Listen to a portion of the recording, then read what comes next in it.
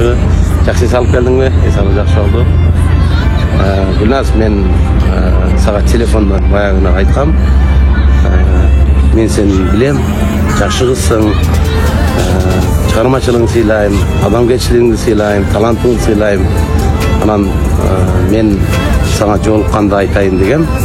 Айта турган мезгил ушул бүгүн болду окшойт. Албетте мен сени туура түшүнөсүң деп ойлойм.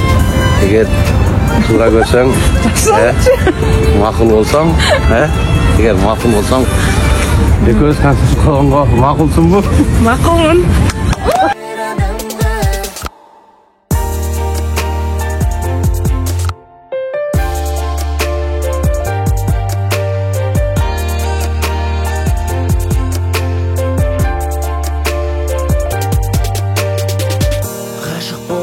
деген өте өзгеше ғой.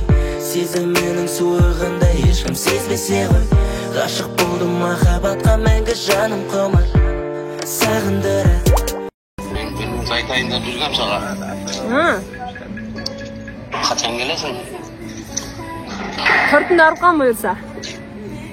Келсең сага бир нерсе айтайын дегем. Азыр айтсаңыз болбойбу?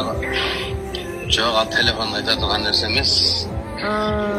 Сен кандай түшүнөсүң, балким туура түшүнөсүң, балким сага оор тиет, катуу тиет. Бирок менимче, мен сени түшүнөт, туура түшүнүү менен кабыл алат деп ойлойм сени. Кызыктырып койдуңузбу? Ошол келсең, чыдамсыздык менен күтүп аткам. Мен мындай эми айтпай эле ичимде жүрө берсин дегем, бирок айтпашка болбойт экен. Айтышым керек болот сага. Болду.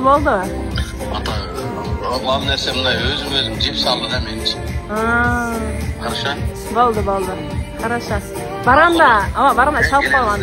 Ооба. Мен тосуп алам өзүм, хорошо? Болуптур. Хорошо. Макул. Не туда поворот, не туда пошел.